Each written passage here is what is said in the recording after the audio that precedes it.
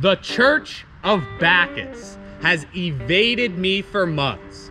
Its story has been a whisper in the wind, a shadow lurking behind me, an echo in my skull. A fable of New England folklore that I just have not been able to dissect. You know, I first heard tell of the church in a book called Legendary Connecticut, written 32 years ago.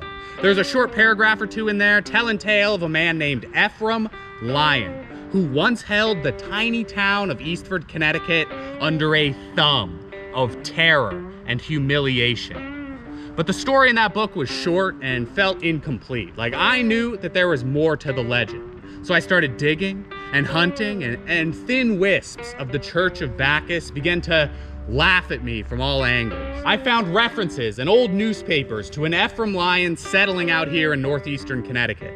In 1991, a short historical profile of the church in a local newspaper, several confirmed references to the deaths of people named Ephraim Lyon here in Connecticut. But nothing concrete and nothing in depth, no further information on the church.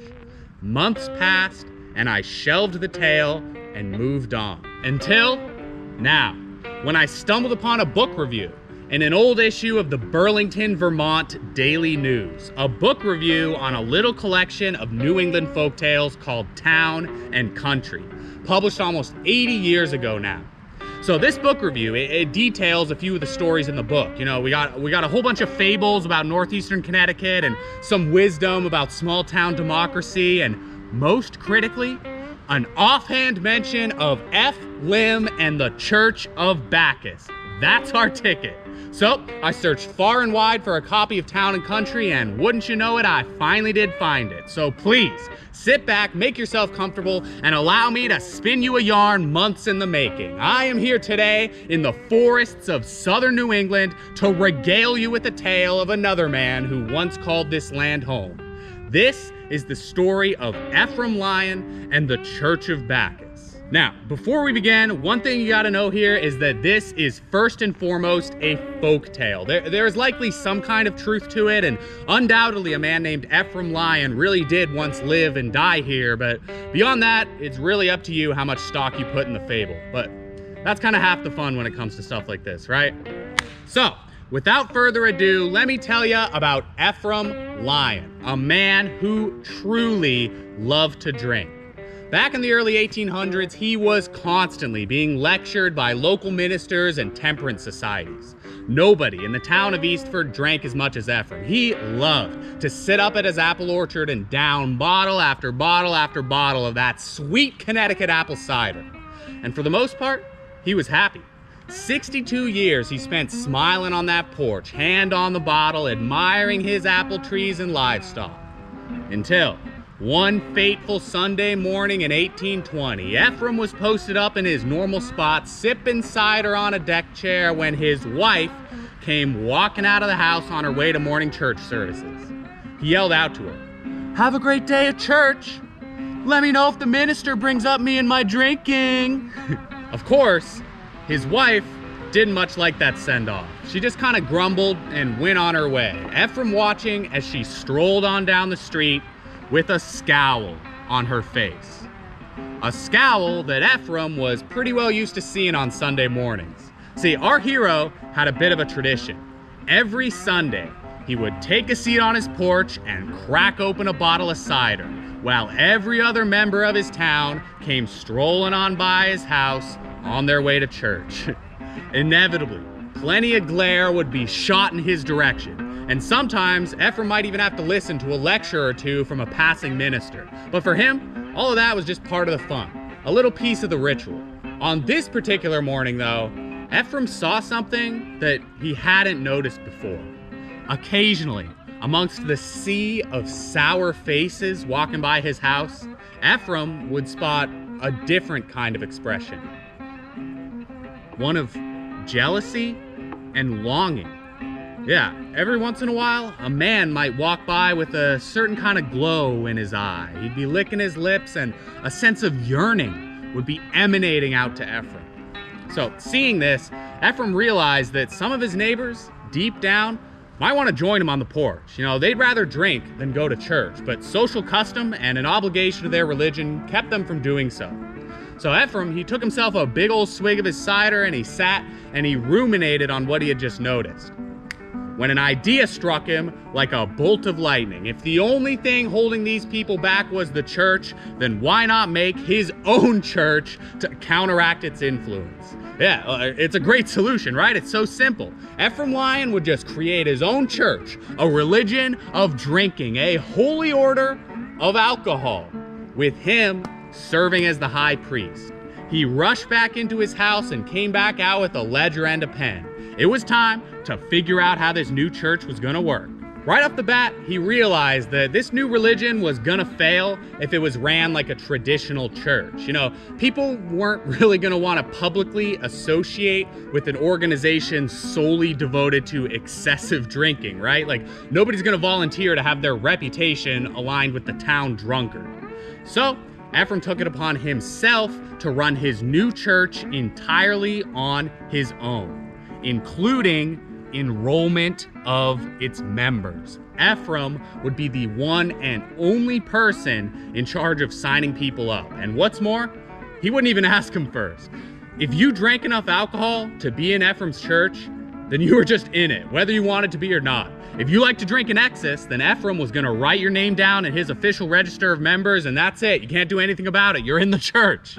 And what's more, Ephraim would take it upon himself to make sure that you kept up with your worship too. So now, with the infrastructure of his church set in stone, the only thing Ephraim needed was a name. And what better namesake for a drinking church than Bacchus, the Greek god of wine. And there you go. Just like that, a new religion was born. The Church of Bacchus, up and running. Whew, and running it was. Right off the bat, the new Church of Bacchus was hot. Whenever Ephraim heard tell of anyone in the area being chastised for their big drinking, then bing bang boom, he'd write down their name in the church record, and there you go.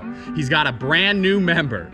In no time, the church was soaring. It had expanded way beyond Eastford, Connecticut. The entire northeastern corner of the state was beginning to feel the influence of the Church of Bacchus. By 1830, over 1,000 names were listed in Ephraim's ledger. 1,000 men and women who loved to indulge in drink, all written down in Ephraim's sacred list. Though, it's important to note that in terms of worship and religious duties, they really didn't do much. They just kind of get together on occasion with no real schedule and do a lot of drinking and partying. Now, as you might expect, the clergymen of Connecticut really did not appreciate the Church of Bacchus. You know, talk of blasphemy and debauchery was sure to be thrown around whenever the Church of Bacchus came up in conversation.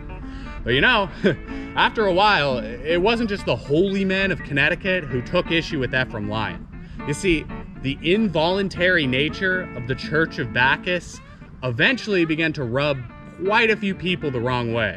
As you will recall, Ephraim Lyon didn't much care whether you wanted to be in his church or not.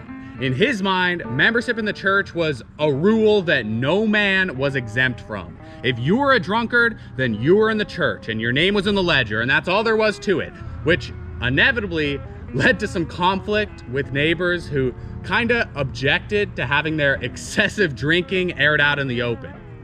And by objected to, I mean physically threatened the life of Ephraim Lyon. Like, yeah, the fact that Ephraim was so ironclad about the rules of his church ended up earning him quite a few enemies. Like, for example, a man who wanted to marry a woman in a temperance union might beg Ephraim to remove his name from the church's ledger. But according to Ephraim, if you drink enough to be a member, then you're a member. And to make it even worse, it seemed like somehow Ephraim just always knew. If you were a big drinker, then your name was somehow gonna end up on that list. Ephraim was gonna hear about it. His neighbors began to fear raising a glass to their lips, terrified that they might drink one drop too many and end up an unwitting member of the Church of Bacchus. Talk of assassination attempts began to rumble through the countryside. Constant threats were made on Ephraim's life. At one point, his wife took the ledger and tossed it into the fireplace, terrified of all the death threats that its existence was inviting. But nothing slowed down old Ephraim. Rock solid he was, rigid and unrelenting. The only way to be removed from the church ledger was to quit drinking so excessively. That was it. For 20 years, Ephraim Lyon held strong until, at the age of 82, while raising a glass of cider to his lips, he died. Just like that. A final breath escaped his lips and his glass fell back down to the earth. And for the most part, his church just kind of died with him. Like, there was nobody left with the same kind of resolute dedication that Ephraim had, you know, an unending commitment to alcohol. But you know, if you really think about it, it kind of seems like Ephraim's holy church of alcohol kind of discouraged drinking, right? Like, he had his entire county petrified of being officially labeled a drunkard, right? Like, nobody really knew which bottle of beer might just be the one to get them on the ledger. Like, how many people back then might have been out drinking and gone, no, I better not have that last bottle of cider. You know, old Ephraim, he's got eyes and ears everywhere, you know. He might find out about this.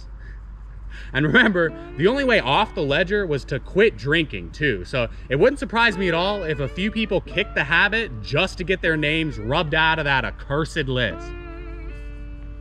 But then again, that's just kind of me like making stuff up, right? Like, who really knows if the Church of Bacchus really turned people away from alcohol in any kind of significant number, right?